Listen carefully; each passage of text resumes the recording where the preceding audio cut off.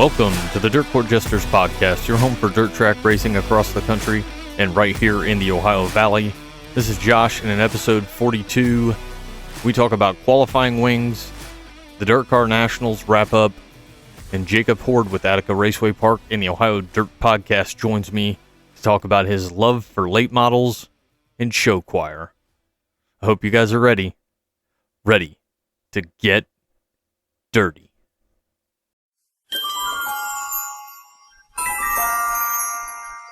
This week in dirt racing history, we're going back to February 21st of 2015 in Bubba Raceway Park, where the USAC sprints were on hand. Brady Bacon would get the win, Chase Stockton in second, and Chris Windham would round out the podium. Let me talk to you! This week's talking points, I want to start by talking about a very cool episode of Dirt Tracker Daily on February 9th, where Justin Fiedler would discuss top wings, wicker bills were also mentioned, and how some use qualifying top wings due to the clean air. Tanner Holmes would also talk about this topic on his YouTube, explaining as Fiedler did, the sideboards are moved up and down, front to back, and noses will be slimmer as well as wing supports being removed.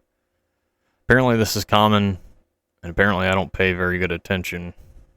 I can't say that I've ever really noticed this, but it's apparently something that teams do pretty often, especially on bigger tracks. So always cool to see the innovation in racing. Millstream releases their 2025 schedule, 9 races, with both tracks being used. After 2024, the Cogleys were more than pleased with the racing on the quarter mile and the racing that it produced, which is why they're bringing in both tracks for 2025. The racing will begin on the traditional Sunday night, April 13th. That night will feature fast 410 sprint cars and the Boss non-wing sprints. The quarter-mile track will make its season debut Saturday, May 10th, with the first of 2 quarter-mile spectaculars. Fast and Boss will be joined by the USAC Midwest Thunder Midgets. All 3 classes will be running the quarter-mile track. Ohio Sprint Speed Week will make its return to Millstream on Sunday, June 15th. On June 29th, USAC sprints with the AFCS 305s. The second quarter-mile spectacular will feature the Great Lake Super Sprints, the Great Lake Traditional Sprints, and the Dirt Track Truck Series. In August, Millstream will host 2 Friday nights, August 1st with GLSS and GLLS, as well as AFCS 305s. On Friday, August 8th, the Valvoline American Late Model Ironman Series will be there, along with the USAC Midwest Thunder Midgets, the Dirt Track Truck Series, and the Ohio Thunder Race Saver 305s. Closing out the season will once again be Fast and Boss on Sunday, August 24th. The All-Stars get a title sponsor. 2 big sponsors jump on board with the All-Stars for 2025. Napa jumps on board as the title sponsor for the All-Star Circuit of Champions, and Valvoline has signed on as the presenting sponsor.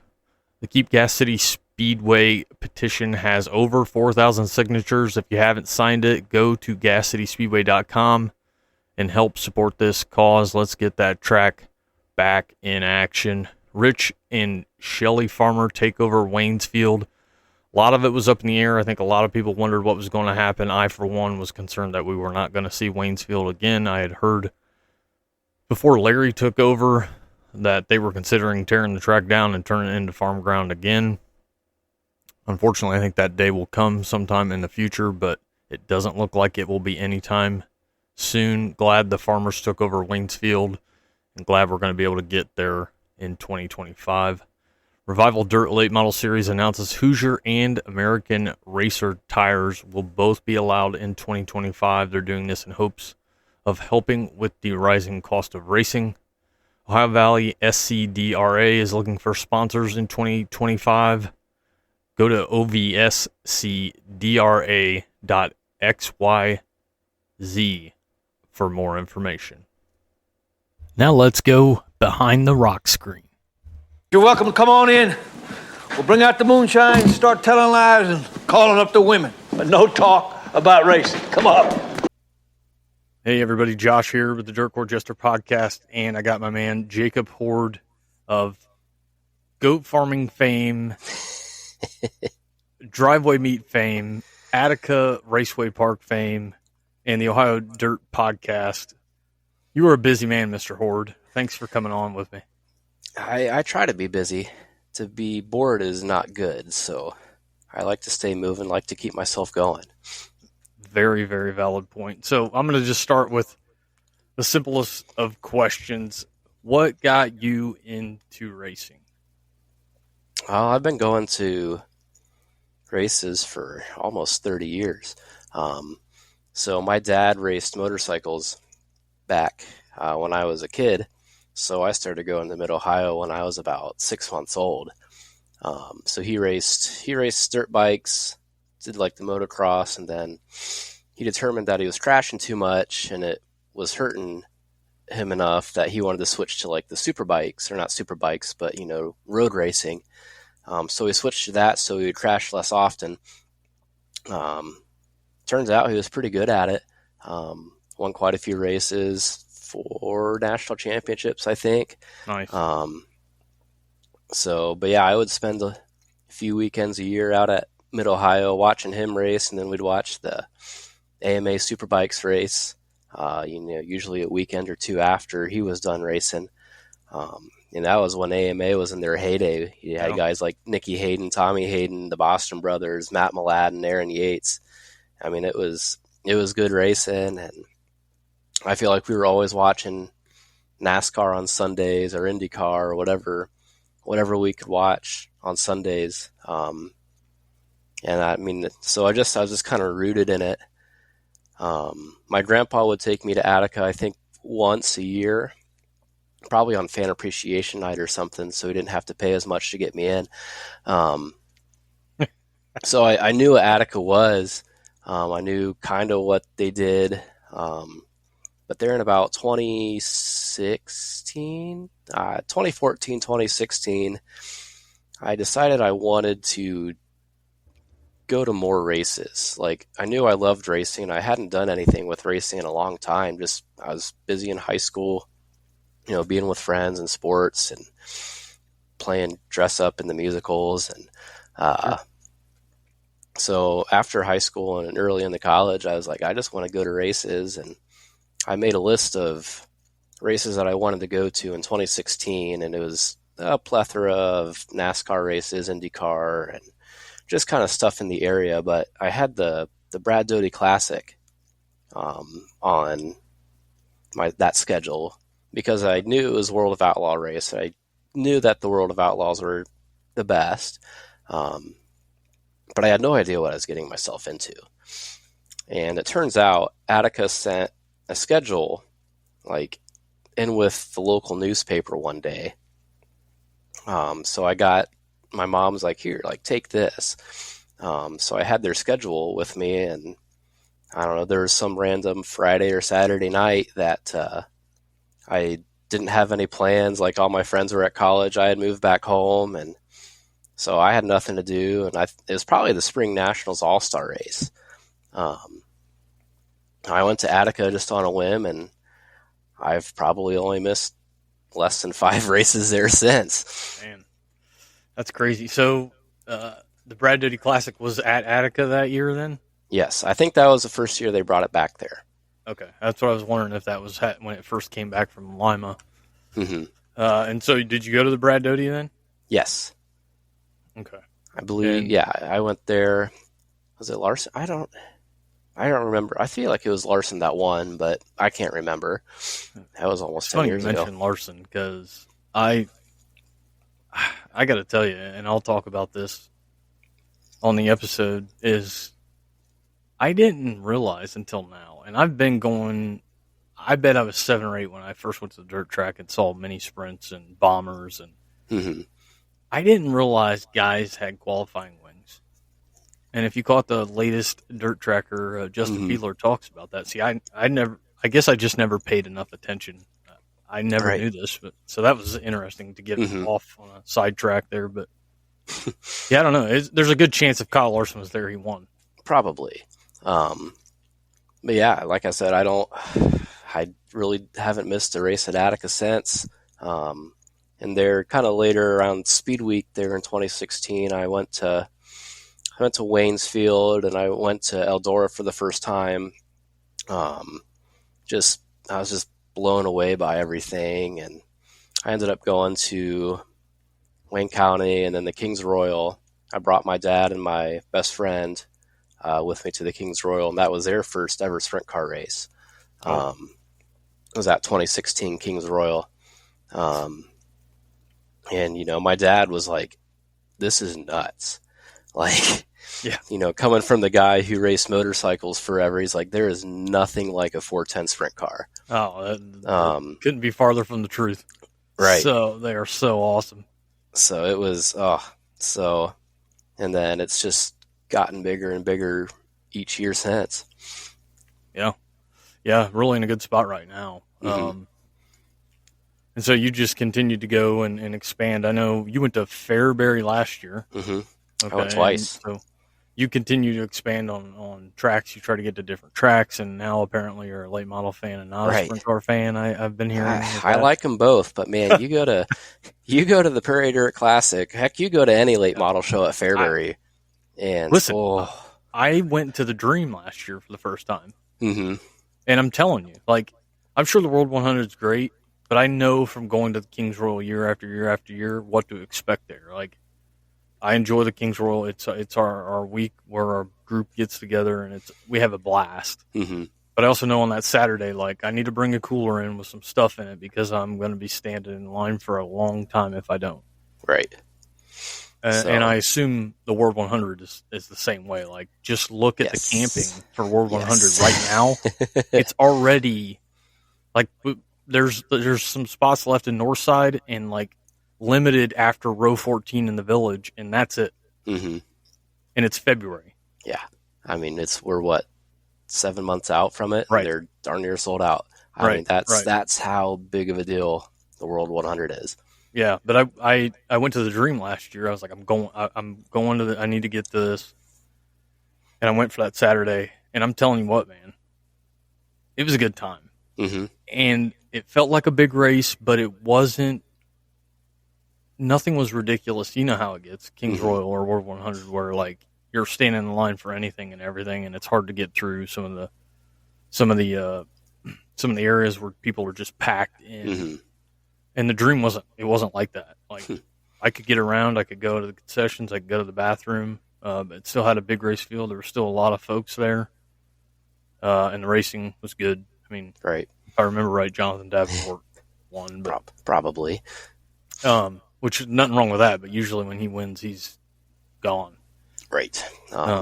So no, I'm joking. Like, I don't anything on dirt that's racing. I'll go check it out. Right. For that matter, anything that's racing anywhere, whether it's paper or dirt, I don't.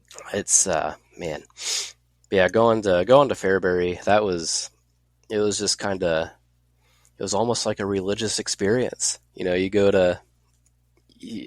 I went there in May for the Lucas race, and I watched Devin Moran like beat down the wall just in his qualifying lap, and that made me feel things inside I haven't felt in a while, and. I'm like, well, I mean, I got to go back for the Prairie Classic. Yeah. So I got there for that and watching Bobby Pierce go from 19th to 4th and then him spin out and then go do it all again, or 23rd to 4th and then spin out and then go 19th to the win.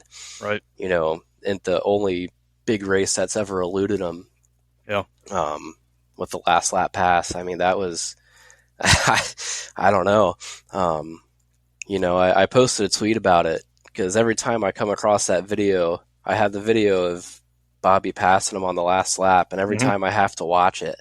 I posted it on Twitter a week or so ago, and Michael Rigsby responded. He's like, "I wept," and it's like, I know you're joking, but like, you might like we probably cried.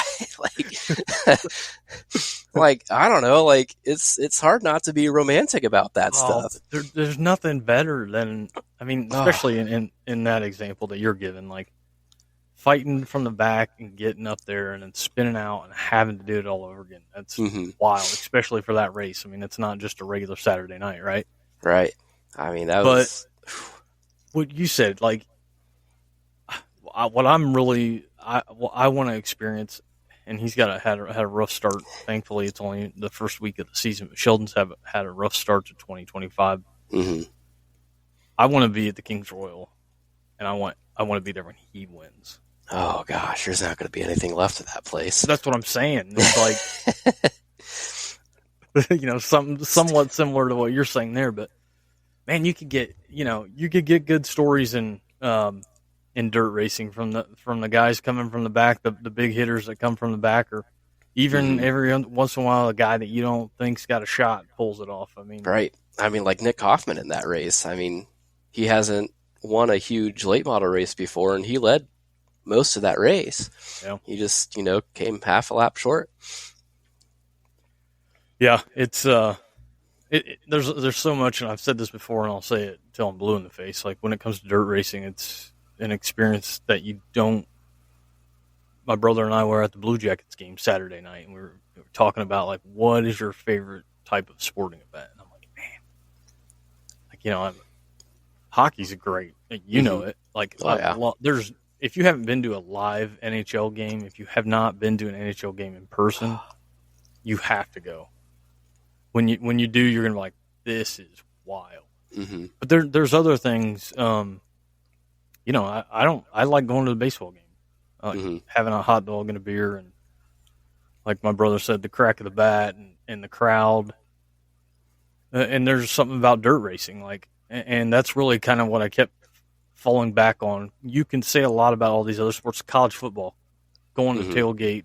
My brother's a big Notre Dame fan. He took me to the Notre Dame game. What an awesome campus. What a great stadium. I mean, that was a blast. Dirt racing, like I can go rub elbows literally with Kyle Larson or Donnie Schatz or Brad Sweet.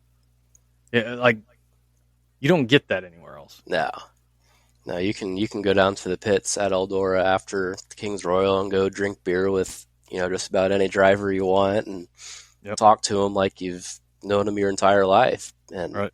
You're not going to get that at NHL game or baseball game. Although I guess during one ECHL game, at a walleye game, I had a player come down and sit with me, and we for like a second period or something, and chatted up for a while. And he was inactive for the game, and I'm like, hey, come down. There's an extra seat next to us. Yeah, there you go. That's pretty cool. But again, that's minor league hockey. So yeah, hey, still not something you get every day. So right. But that. Just like you were saying about dirt racing, there's so much about it to love. Not just the racing on the track, which is awesome most of the time, but just everything around it as well. Right. So, on that note, what made you and Clint start the Ohio Dirt Track Podcast? It was the Sprint Car World Championship there at Mansfield. It was a Sprint Car World Championship. Whatever that first year for it was, probably 2018, I think. I think it was 2018. You have a better memory than I do. I don't know why I'm thinking 16, but my memory is not. It wasn't 16. Just because I know 2016 is the year that I started going to dirt races. Okay. I got you. It was either because I think Mansfield came back in 2017, and then Sommer did the Sprint Car World Championship in 2018. Okay. So let's see. The first Sprint Car World Championship I actually just went as a fan, so it was the one in 2019. So it was the Sprint Car World Championship in 2019 that Clint wanted to get in through media purposes, and he works in the Chamber of Commerce area departments and stuff, workforce development stuff there in the Mansfield area. So he kind of knew of Cody Sommer and Jacob Hord, who Clint confused. He confused me and Jacob Hord, and that's kind of how all this got started. He thought he was talking to Hord. He was talking to Hord, and one thing led to another. We met. He got me ticket to the Pete Jacobs Memorial or something at Wayne County, and that's when I met him for the first time. He drank my Mountain Dew on accident. He got really embarrassed, bought me another Mountain Dew, and left. Like, that's the first time I met Clint. I'm like, that was something. And then, yeah, springtime rolls around, and he's like, hey, like, I can get us media passes to the Sprint Car World Championship if you want, if we start a podcast. And he knew, like, I knew some stuff, and I kind of started dabbling in the writing at that point. So I'm like, yeah, whatever. Like, I'll do it. You know, I think I was single at the time, and I had nothing better to do. So, like, yeah, let's do more race car stuff. So yeah, we started a podcast and just started talking about the Sprint Car World Championship, and we got our media passes, and I think we only raced maybe one night out of that event. And the other 2 nights got rained out. But that kind of got our foot in the door with some places, and it's where I met Jeremy Elliott from Sprint Car Unlimited. Yep. And he was looking for someone to cover Ohio Speedway for him here in a few weeks. So he called me up. We exchanged information. He called me up there sometime in June, and I got hired on at Sprint Car Unlimited and wrote for him for a few years. And, we brought our podcast on Sprint Car Unlimited for a while, and then started doing it on our own again. And now I'm writing for our own, for Ohio Dirt again. But it all started basically just because Jacob Hord and I have a very similar name, and Clint got us confused. That's good. That's good. A couple of things on that is, like, number one, I've seen your shorthand when it comes to your race taking notes, and it blows me away. The other thing on the other side of that is I struggle because, I like to cover it like you. Now I don't write like you, and I want to try to provide information more in this area for the smaller teams and series. But when I go to the track, man, I just want to go to the track. I just want to hang out. I just want to have a beer. I just want to watch some good racing. So, that's kind of I struggle with that myself. Trying to find a happy medium there, I guess. In that. It's definitely a balance. Like the King's Royal. I don't cover the King's Royal. I never have, and I don't think I ever will. Just because, like, that's the one of the few races I like to go to with my dad and my buddies, and just hang out, drink beer, and watch a race. Yep. With 25, 30,000 of your closest friends. That's right. Watching sprint cars go Mach 2 for a couple bucks. And so, but it's definitely a balancing act, trying to keep everything enjoyable, make sure, you're still having fun, providing the coverage, but, make sure you're still make sure it doesn't feel like work. Right. We work enough during the week. We don't want to go to the racetrack on Friday night, Saturday night, Sunday night and feel like we're working again. Yeah, you got it. So, as long as it feels like it's fun for me, like, I'll do coverage, and I don't take it. I mean, obviously I'll take the Attica stuff pretty seriously, but, if I'm doing coverage on my own, like, there's going to be some sass, there's going to be some backhanded remarks, and, but you just got to have fun with it. And, that's the main thing. Like, as long as it stays fun, then, I'll keep doing it. Right. So you kind of touched on it, and that's kind of my next question is, all this is leading to where you're currently at. So how did you get involved with Attica and their social media coverage? So I covered Attica just, on my own for Ohio Dirt and for Sprint Car Unlimited for a few years there. And I just kind of did what Walkipedia would do with his coverage, and I would take pictures of all the cars and, tweet out, some random fact about them, or like, where they finished last week or where they're at in the points. Because if you can keep track of that stuff, it makes it a lot more entertaining. Because all the storylines going into the night. It's like, like how DJ finished, 13th tonight. Like that's gonna set him back a few spots in the points, and he's gonna, because I don't know, Chris Andrews finished second tonight, and Right. So that it makes it a lot more interesting. Yep. So I was doing that for a few years, and I would go after the races. I would go interview, first place, second place, and sometimes somebody crashed, and I want to talk to him. Go get the story, and then drive 25 minutes home, type up the story, post everything, and so I did that for a couple of years, and I mean they definitely took notice. But when they found out that their social media person, Kylie Capodice, may not be coming back, the former director, Andrew Morpher, came up to me one night at Attica, and he's like, hey, like, we might be doing this, or we might have an opening on social media, and was wondering if you wanted to, or if you'd be interested. And I'm like, well, this is kind of like what I've been trying to do for a while. So I was never like actually like given a formal, like, you're hired.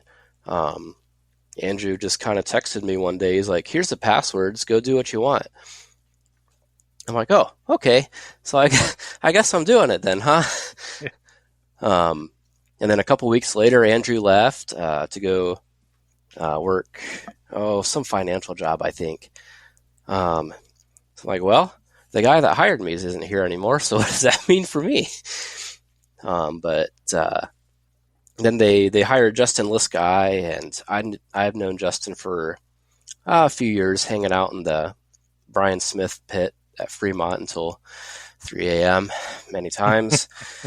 So I knew Justin, and we get along well. And when he got hired, he didn't know that I was doing the social media, and he was going to ask if I wanted to do it anyway. So I guess I was destined. That worked out. Yeah, I guess I was destined to do it anyway. I just kind of went, straight to the deep end with it last year, and I had a lot of fun doing it. I learned a lot, learned to keep my mouth shut,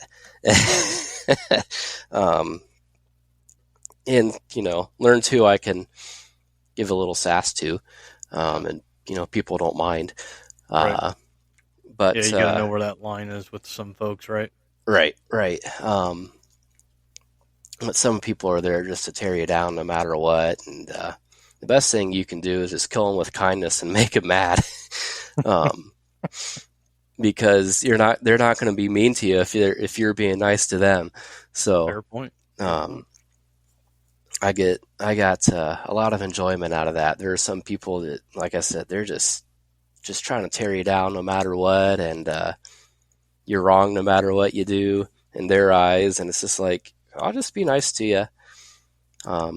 And they don't comment back because, they don't want to be the person that's being mean to the nice person. I had the realization there, I think it was late last week. I'm like, oh God, we open back up in 5 weeks. It's like, yeah. Oh, yeah. And that, I mean, the segues you're helping me out with here are just phenomenal. I'm trying, man. I appreciate it. So with that being said, looking into 2025, especially and specifically at Attica, what do you have circled on there? I mean, we know the Doty's going to be there. Mm-hmm. Ohio Speed Week's there. I reached out to you about the Attica Ambush. Mm-hmm. So is there anything that you've got circled on there? I mean, obviously you're going to be there for all of them, but Right. I mean, obviously the Doty is going to be my favorite. That was the race a few years jokingly. I said, I don't think I would miss this race for the birth of my first child. And sure enough, we're going to be cutting it a little close. But that's we should be fine on that front.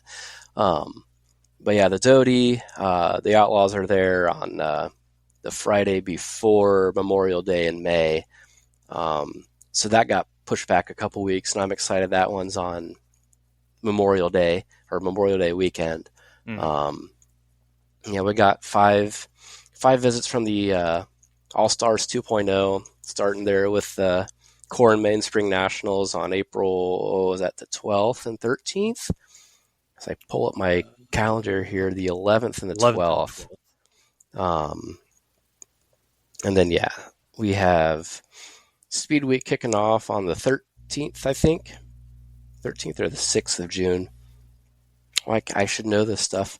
it is the 13th. Okay, so I was right. My first guess. So the 13th. And then, they're at the end of August, that Labor Day weekend, we have the Ambush. They're on the 29th and 30th. So obviously, like, those are our biggest sprint car races. But Sure. I mean, well, in between all that, you got AFCS. Right. We have 8 AFCS races between that, both for the 410s and 305s. Mm-hmm. We have 2 of the, what's the acronym? The Valvoline American Late Model Ironmans. I call it the Vitamin Series because almost all those letters are there. But yeah, with Chris Tilley and his crew, that was a really good show last year. Yeah. We have 2 of those this year, and I'm really excited for both of those. I like seeing these bigger late model shows coming back to Attica because our late model guys put on a really good show.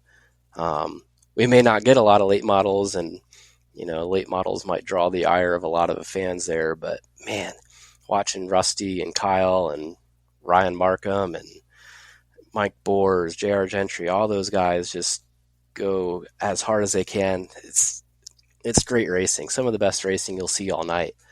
Well, it'd be some good battles for championships. I'm not going to ask you to make your picks, but I mean, Kyle Moore won it last year for there at Attica. Yep. And like you said, there's plenty of guys that are capable. Oh yeah. I'll be interested. I think Kyle might be running a more regional schedule this year. I saw a Facebook post that they were wanting to run a little more of those Valvoline Ironman races and, kind of spread their wings a little bit because after last year, I mean, what do they have left to accomplish, at Attica and Wayne County? I mean, he won 20 times between Attica, Wayne County, and I think Hilltop, and then once over in Illinois last year. So I think he had 21 wins on the season and picked up the Attica and Wayne County championship plus the UMP Northern championship, and I think he was 3rd in UMP national points. So for just a little local rig, being pulled by the Dodge Ram pickup truck open trailer, I mean, they really don't have much left to accomplish here on the local scale. So I'm excited to maybe see them spread their wings a little bit. And I think we have some good late model guys coming up too. That should hopefully make the racing even better this year. Oh yeah, no doubt. And like we touched on AFCS, Dwayne keeps doing good stuff with that. And oh yeah. I love how they double up their shows on the weekend. Mm-hmm. That was a big thing. I talked to Dwayne there at the Dome in December, and he said that was one of his biggest things for 2025 was trying to get no standalone shows for AFCS weekends. And the reasoning was really good because, say you're a guy like Cap Henry and you want to go around the Knoxville Nationals. Well, if you want to have any chance of being competitive, you have to, go to Knoxville once or twice before the Nationals to get some laps, get some experience. But sometimes the way the schedule falls, like you can't do that because you'll have a one-off AFCS show, either at Friday at Attica or Saturday at Fremont.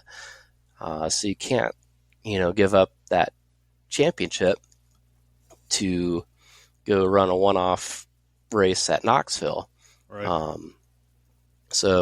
And it makes life easier for Dwayne too, because he's a huge race fan as well. Mm-hmm. Yep. He wants to go to as many races as possible, and he's usually in the triple digits with how many races he gets to. Yeah. So he's, I know he's excited for no standalone weekends, and those off AFCS off weekends. He can kind of do whatever he can go wherever he wants. He can go to Fairbury. There you go. There you go. And man, I tell you what, you're killing it here. It's like, did I give you my notes? Because you're leading me right into every question. Hey, I have experience. So, anything new for you in 2025? Do you have a track that you are trying to hit that you haven't hit in 2025? Oh, I don't know. I'm trying to think by the of. way, on tracks, I don't know if you heard. Used to be Route 44 there in Indiana. Mm-hmm. It's now Liberty 44 Raceway. Yeah, I did. Reopening. Yeah, I saw you and JD or Ohio Dirt Track Stats. Yep. Both shared that. Honestly, the I like track that it's like 40 minutes west of my house. Right. That's great for you. Yeah. Honestly, the track I think I kind of wanted to go to most after Fairbury was Gas City, but yep. I should have made that happen while I could. Did you see the change.org petition for Gas City? Yeah, I saw they're up to over 3,000 signatures on that, so that's good. Hopefully they get stuff to the right people, and the right person sees it and wants to throw some money at it. And but man, I don't know. I'd like to go out to like the Pacific Northwest to like Skagit just to see that. But that's one on the way is going to kind of make it your 2025 a little harder than normal, right? Yeah, it's gonna dampen things a little bit, but that's all right. That's why I kind of went a little gung ho here in 2024, or back in 2024, I should say. Crossed some stuff off the list that I knew I wanted to get done. But yeah, I just, as long as I get to watch like, the Doty, and I get to, enjoy, races as much as possible, I'll be happy. No set, I guess there's no set goals for the year, I should say. All right. Well, I don't have anything else other than I typically would do like lightning round questions for the guys. So okay. I've got 10 of them for you. Oh, geez. Answer them as quick as you can. High. Okay. Are these racing related or anything related? It's anything. Oh, it's dear. Anything, so. Oh, dear. They're out of the 10 questions, only one is directly racing related. Okay. All right. First question. Celebrity crush growing up. Celebrity crush growing up. Probably Margot Robbie. Favorite cartoon? Cartoon would have been probably SpongeBob. Do you have a favorite pro wrestler? Back in the day, it was Batista. Somewhere between Batista and John Cena. All right. Is there a favorite song, a song that you always love to hear? Where the Streets Have No Name by U2. Oh, all right. One location saved on your phone maps. Ooh, a plethora of racetracks. Probably Atomic Speedway because my GPS never takes me to the right place. Oh, all right. Well, for whatever reason. That's a good thing to have it saved. There's no service around that place. Yeah. Mountains or ocean? Mountains. Something only a few people know about you. I was in, let's see, I was in the show choir in high school for 3 years. All right. I had to try out. Yeah. That stuff I can remember. It's been a long time since I've been in high school, but I can remember that stuff. And I had a buddy that was in it, and yeah, you had to try out. It wasn't just you didn't just get a spot. Right. I mean, I was singing and dancing. I'm going to now research and try to locate some video. What was your first car? Dodge Neon 04, I think. What is your go-to meal? Probably, normally it would be like beef and noodles, but now that I've gotten into barbecue, and it's probably something barbecue. This will be a question 9B because Okay. I'm curious now. What is your favorite thing to smoke? You've got a smoker? Yes. What's your favorite thing to smoke? Probably ribs. That might be recency bias because of yesterday's Super Bowl ribs that were fantastic, but it's probably ribs right now. Nice. All right. And the last thing, favorite race you've ever been to? Favorite race I've ever been to? Ooh.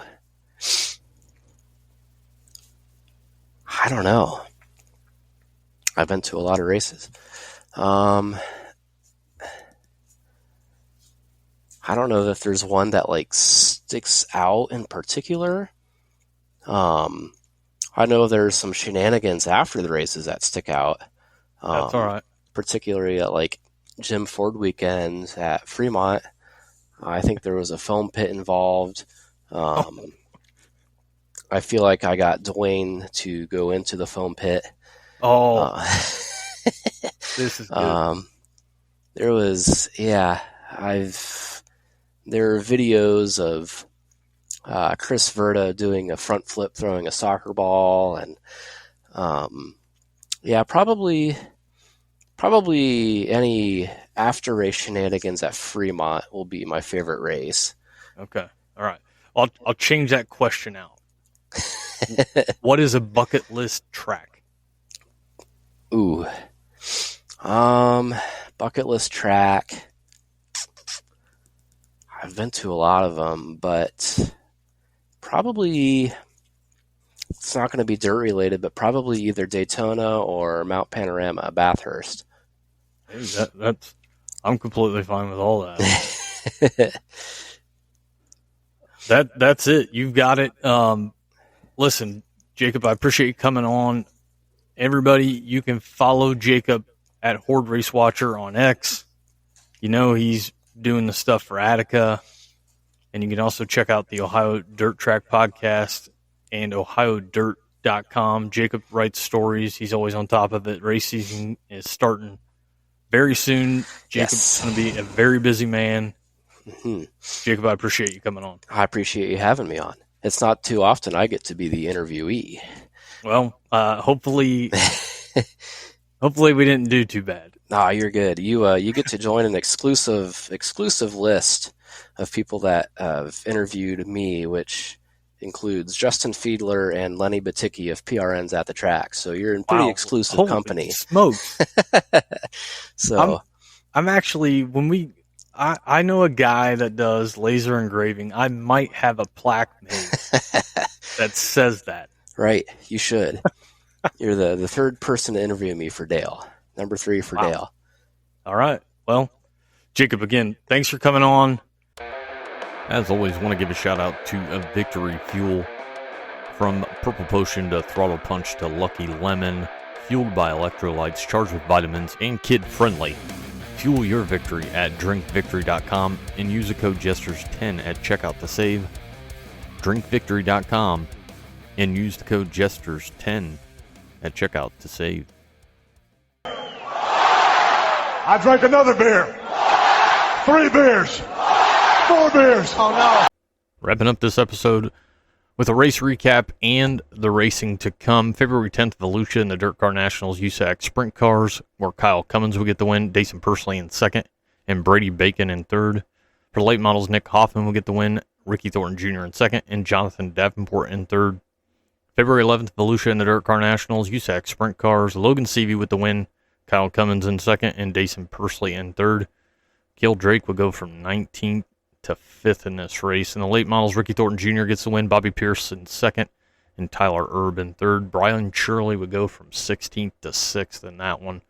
February 12th, Ocala in the USAC Sprints, Justin Grant with the win, Kyle Cummins in second, and Dason Persley in third. Volusia in the Dirt Car Nationals, Super Dirt Car, Big Block Modifieds, Matt Shepard with the win, Justin Hares in second, and Alex Yankowski in third. In the late models, feature number 1, Ricky Thornton Jr. with the win, Kate Dillard in second, and Max Blair in third. Shane Clanton and Brendan Smith finished 5th and 6th, and both were +9 in the feature.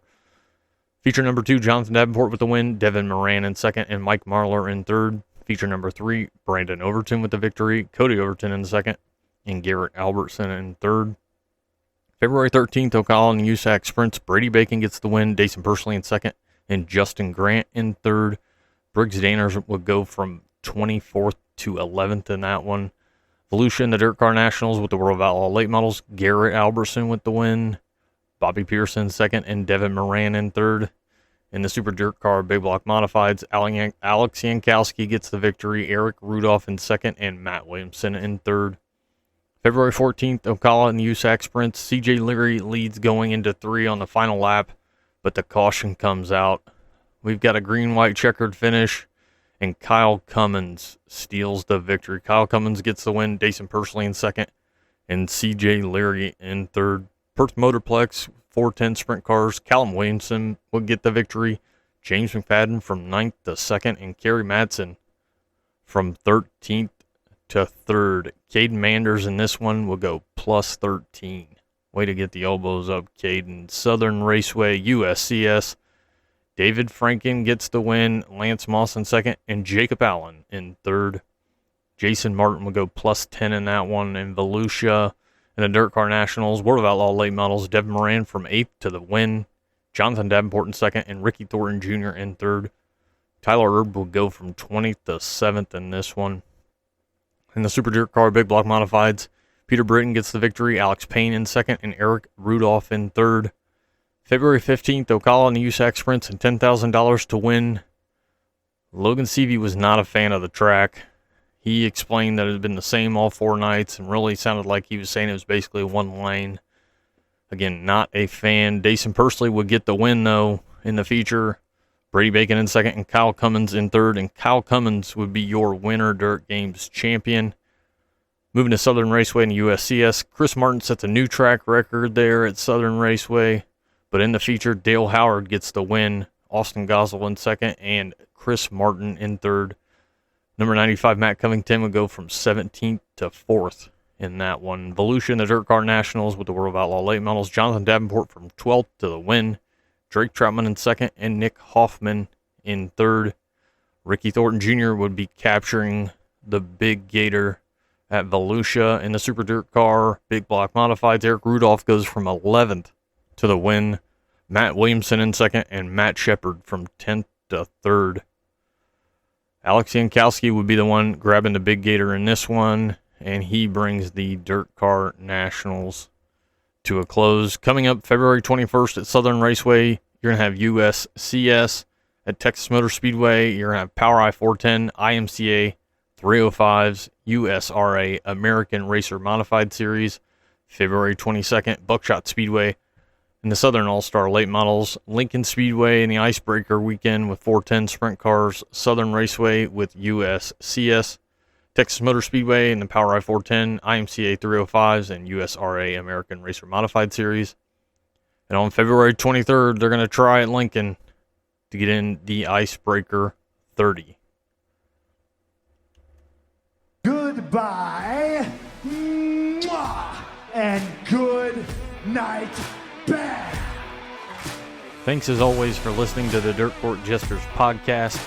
Follow us on Spotify, X, Facebook, and YouTube. And we hope to see you guys at the track.